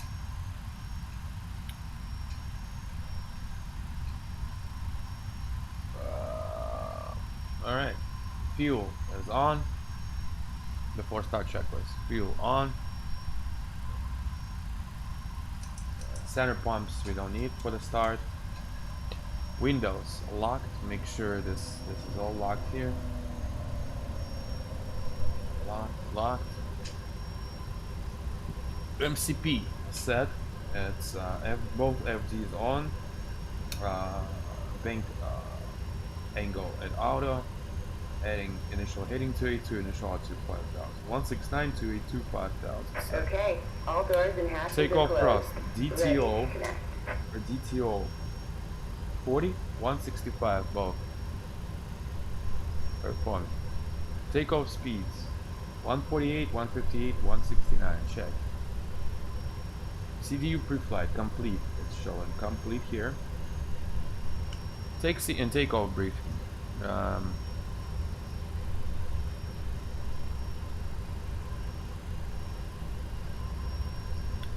As we are in gate H, we're gonna be facing south at November and Yankee, runway 28 right. Total length 13,000. Dry. Connected and bypass pin inserted. Release And parking takeoff brake. briefing during taxi. Complete. Flight deck door locked. Collision lights on. 4-star checklist complete. Alright, so we are hooked. Left and right is clear. Parking brake is coming off. Starting push back, and you may start engines. So I'm kind of being quick and... Oh, Jesus. What the fuck is going on? It's fucking speedy today. Alright, so I'm kind of being really simplified, you know, kind of simple about systems, since you know, it's much more to it. But again, for the my friend, he asked me to if I could show him for the just kind of general introduction of this aircraft, to show him around.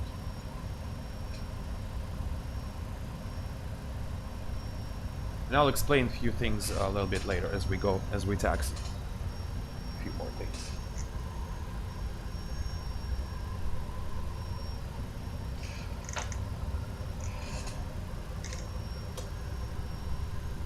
Я объясняю для чувака, которого позвали в 757, на 757 работать, он мне, ну, типа, он сейчас поедет type рейтинг получать, и он мне попросил до того, как он поедет type рейтинг получать, типа, объяснить ему чуть-чуть. Надо. Brake set. Disconnecting tow. Stand by.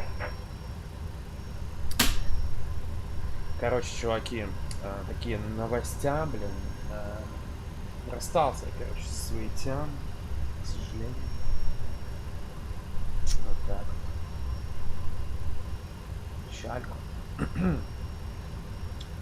Ну, хорошая новость, то что я уже познакомился с другой Тян. Не.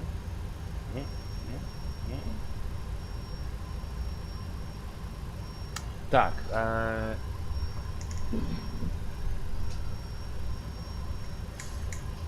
меня там какие-то... В общем, ладно, я не буду. Ладно, давайте.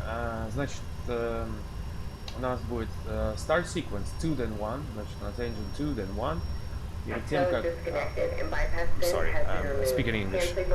It is the engine... Shut up! Engine start will be engine 2 then 1. We'll switch to engine page here. Before the engine start, we gotta make sure... Okay, the pins is off. Put on all our electrical and engine fuel pumps, hydraulic pumps, sorry. They're all on and showing pressure for the left engine, right engine, and number 2 electrical setup.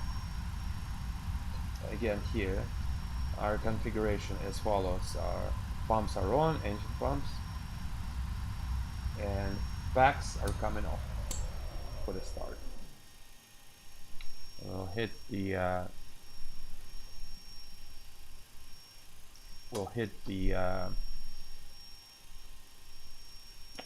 right ignition to ground,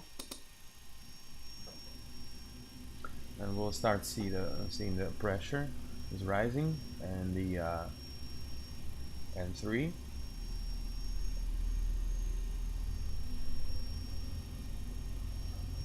and then M2 at 24. Switch on fuel control to run.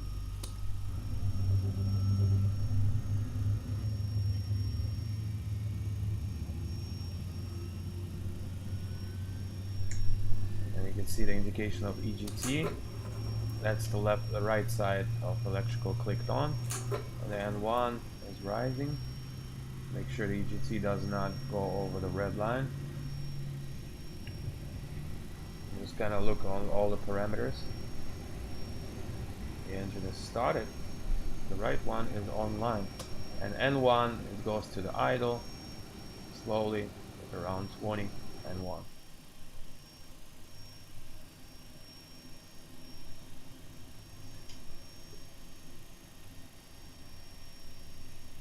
Where's the sound at?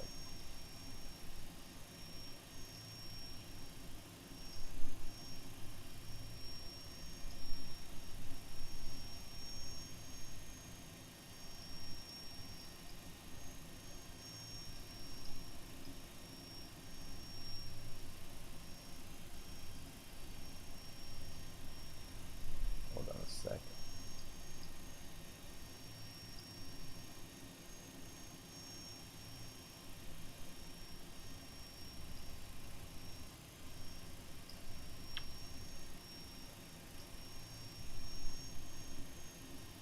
Realistic sounds. Okay, I'll leave it off for now. Starting number 1.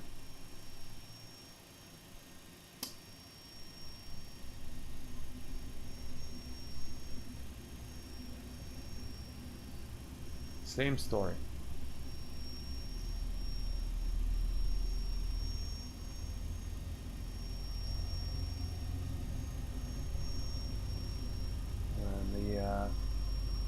N2 will be around 25, 24, well, N3, okay, still on.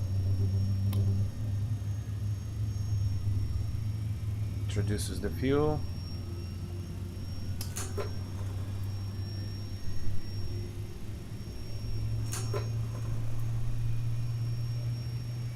Make sure EGT, still correct.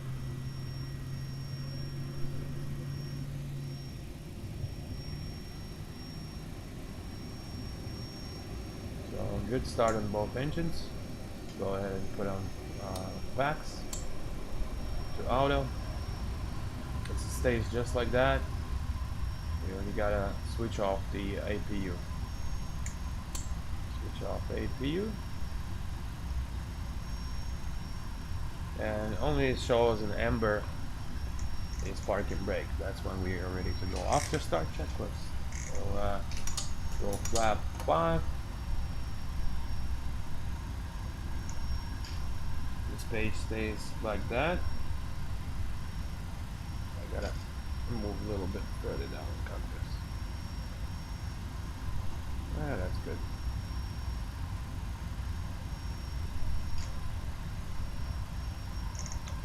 Alright.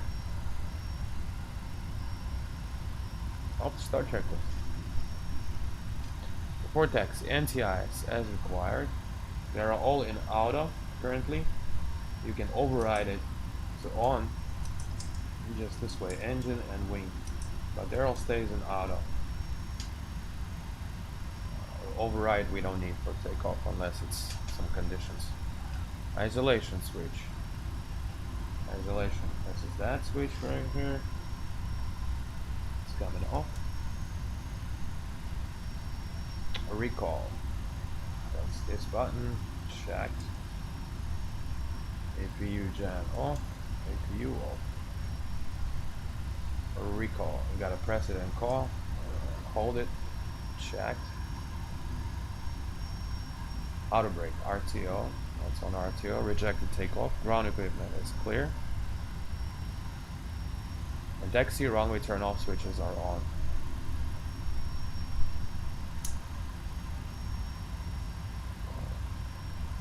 So those are DEXI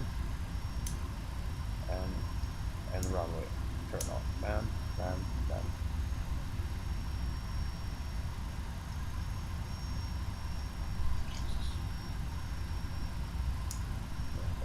was our own.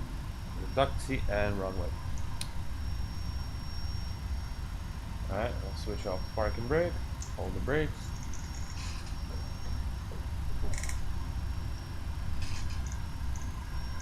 Check the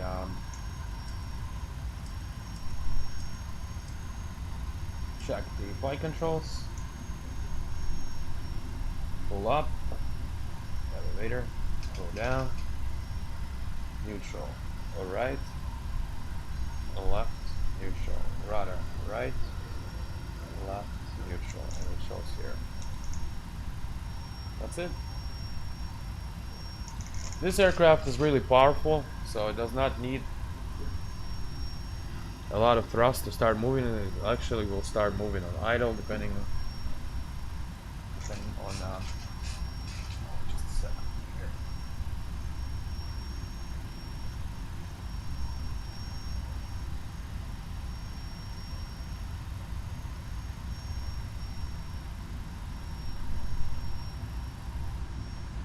Tiller.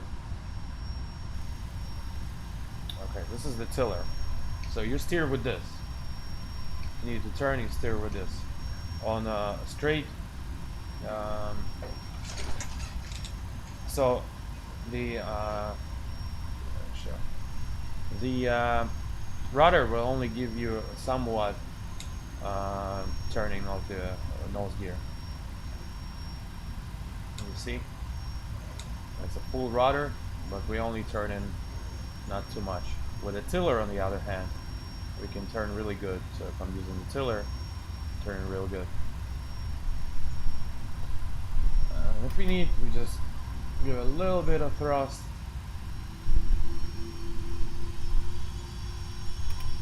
To start moving, we check the brakes. Brake check. Right, clear, left, clear.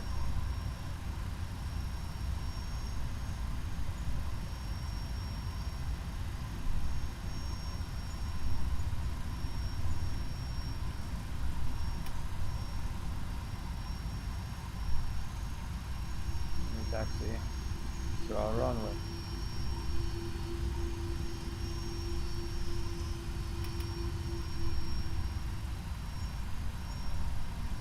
The nose gear is far behind us, so we gotta keep that in mind.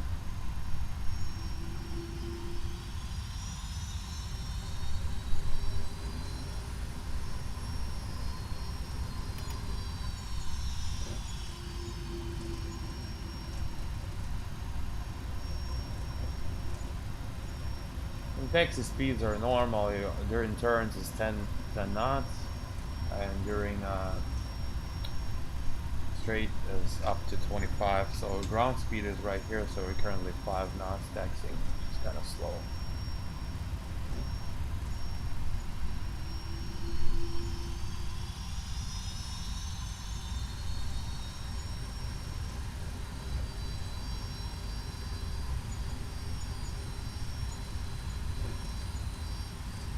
You know, this thing is quite huge and heavy.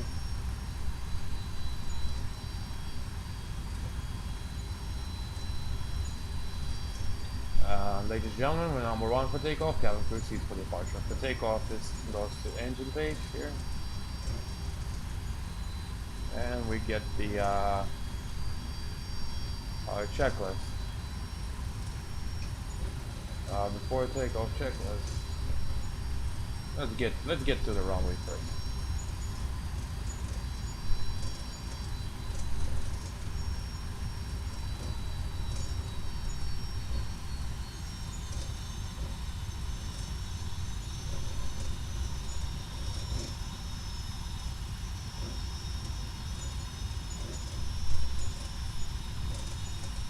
Alright, so I'm gonna show you how to operate the MCP.